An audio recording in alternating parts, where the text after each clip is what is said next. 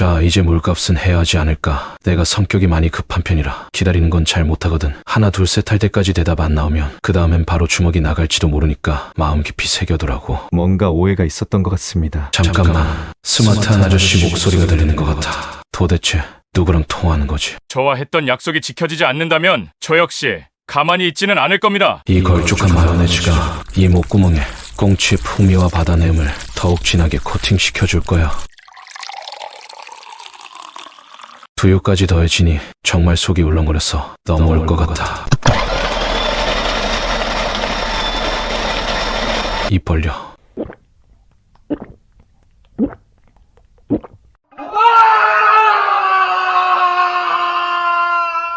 제가 모두 사실대로 말씀드릴 테니까 제발 그 비린내 나는 음료 먼저 치워주세요.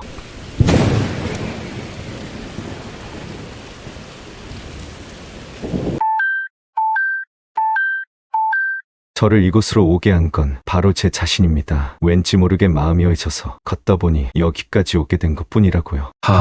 이 인간은 정말 안 되겠어. 반성의 음료조차 통하지 않는 것 같아. 도대체 어떻게 해야 할지 감이 오질 않는다고. 까나리 액조샤도 있었으면 조금은 더 강력한 음료를 만들 수 있었는데 스마트한 아저씨 냉장고엔 없는 것 같아서 그 부분이 아쉽긴 하네.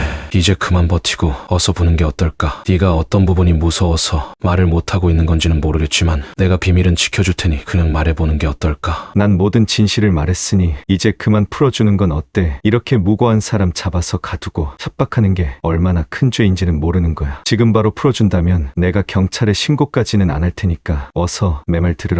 지금 이 분위기는 뭐지? 왜 내가 이 인간한테 오히려 역으로 협박당하는 것 같냐고. 반성의 음료를 더 먹여봐야 아무 효과가 없을 것 같아. 정말 깡다고 하나는 인정해야겠는걸.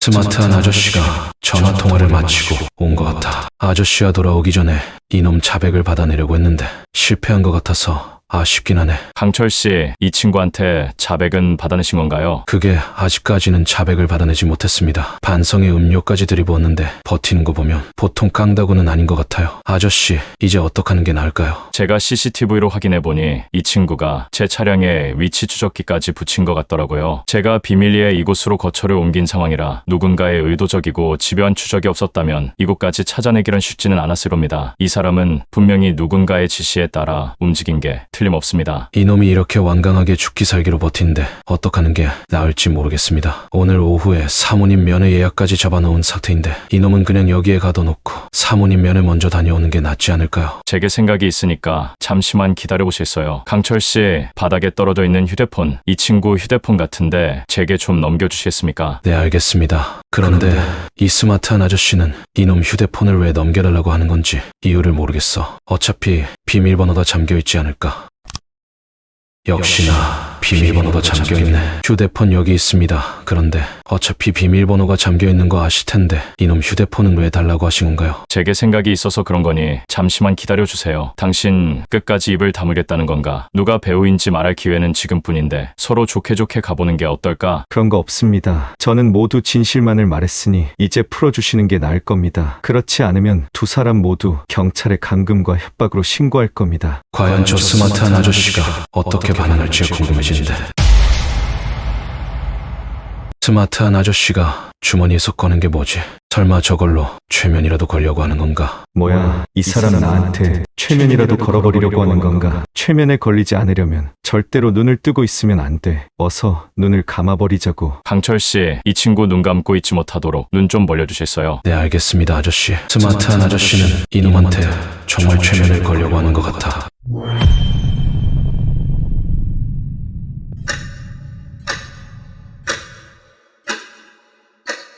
이제부터 너의 의지는 내 목소리에만 응답하도록 한다. 깊은 잠에 빠져든다. 블룸은 유진아, 오늘 우리가 체력 단련 시간에 말자 보내주는 거에 동의하긴 했는데 네가 볼 땐 어떤 거 같니? 아무 준비도 없이 죄수복 입고 나갔다가 바로 걸려버리면 어떡하냐고. 가만히 생각해보니까 그건 쑥이야 말이 맞는 것 같은데 옷이라도 사복으로 갈아입어야 안전할 것 같은데 뭐 좋은 방법이 없을까? 아무리 생각해봐도 말자를 철저히 준비시키지 않고 내보냈다가는 바로 걸려버릴 것 같아. 우선은 옷이 문제일 텐데 어떻게 하는 게 나을까? 강철 씨에게 전화 전화해서 내 옷이라도 챙겨와 달라고 부탁이라도 해볼까? 그렇지 않아도 그동안 강철 씨에게 매번 부탁만 해서 너무 미안한데 어떡하지? 그래도 중요한 일이니까 강철 씨한테 미안하긴 하지만 마지막으로 한 번만 더 부탁해봐야겠어. 점심 먹은 후에 휴대폰으로 전화해보자고.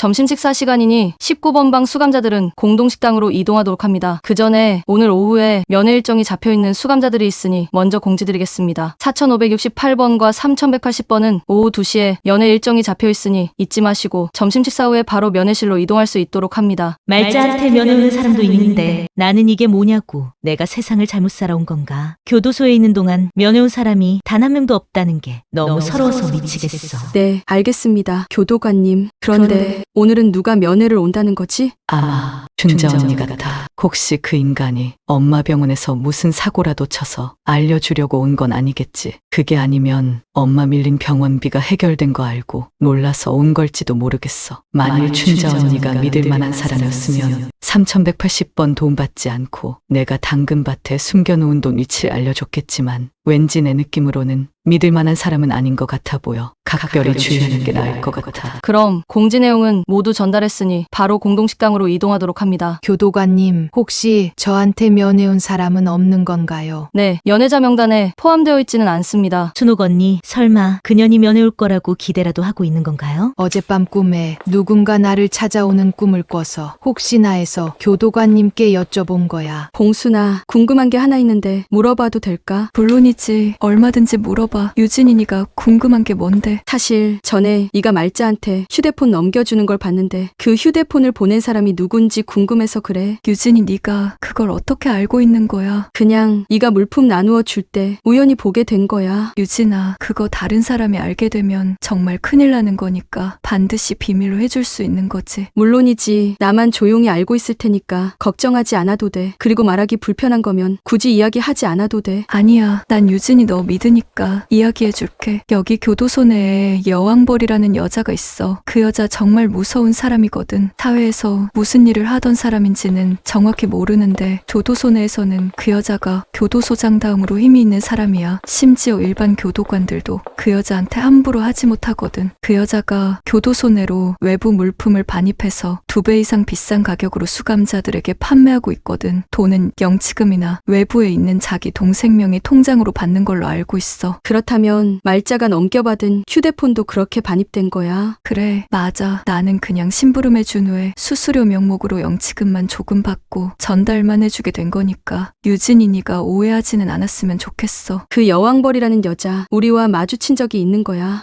점심시간마다 공동식당에서 매일 마주치는데 유진이 너는 몰랐나 보구나. 공동식당은 모범 수감실인 우리 19번 방 수감실만 쓰는 거 아니었어. 원래는 그건 맞는데 아까 내가 말한 대로 그 여왕벌이라는 여자가 무슨 수를 썼는지는 모르겠지만 그 여자가 있는 수감실도 공동식당에서 식사를 하더라고. 그 여자가 이곳에서 교도소장 다음으로 힘이 세다고 하는 말이 그냥 나온 말은 아닌 것 같아. 내가 좀 이따가 여왕벌이 누군지 알려줄 테니까 한번 확인해봐. 그런데 별로 좋은 사람은 아니니까 유진이니가 가까이 지내는 건 좋지 않을 거야. 어쩐지 매번 공동식당에서 밥 먹을 때마다 우리 뒤쪽에서 식사하던 수감자들이 있긴 했었어. 누군지 궁금했는데 그 여왕벌이라는 여자와 같은 수감실 사람들이었나 보네. 교도소 안에서 왕노릇하는 여자가 누군지 궁금해지는데. 그럼 19번 방 수감자들은 맛있게 점심 식사하도록 합니다. 교도관님도 맛있게 점심 식사하고 오세요.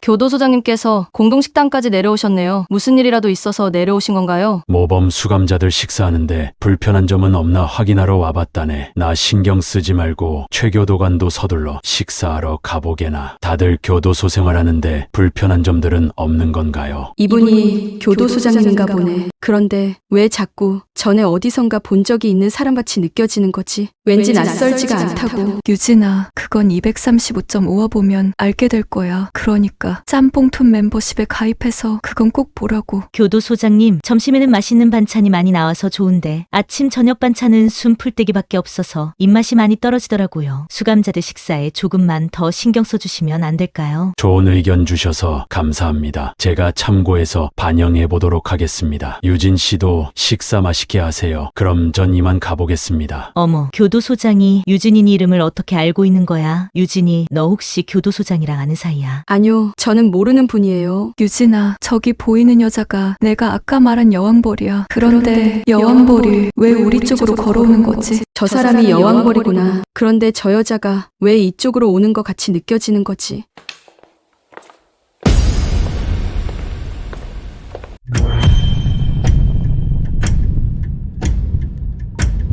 놈이 아저씨가 건 최면에 완전히 빠져든 것 같아. 지금부터 내가 묻는 질문에 있는 그대로 대답하면 되는 거야. 구치소에서 갑자기 왜 날 풀어준 건지 모르겠네. 지금 짬뽕툰 멤버십에 가입하시면 2달 분량의 딸 같은 며느리 미리 보기 시청이 가능하실 뿐만 아니라 매달 업로드 중인 딸 같은 며느리에서 가장 재미있는 11편이 넘는 점오화도 시청 가능하십니다. 오직 멤버십에서만 시청 가능한 점오화는 절대로 놓치시면 안 됩니다. 멤버십 가입 링크는 고정 댓글에 달아두었으니 꼭 확인해보세요. 오늘도 시청해주셔서 감사드립니다. 행복한 하루 되세요. 뭐야, 짬뽕툰에서 벌써 점오화가 올라왔잖아. 이번 편은 완전 대박일 것 같으니까 얼른 서둘러 봐야겠어.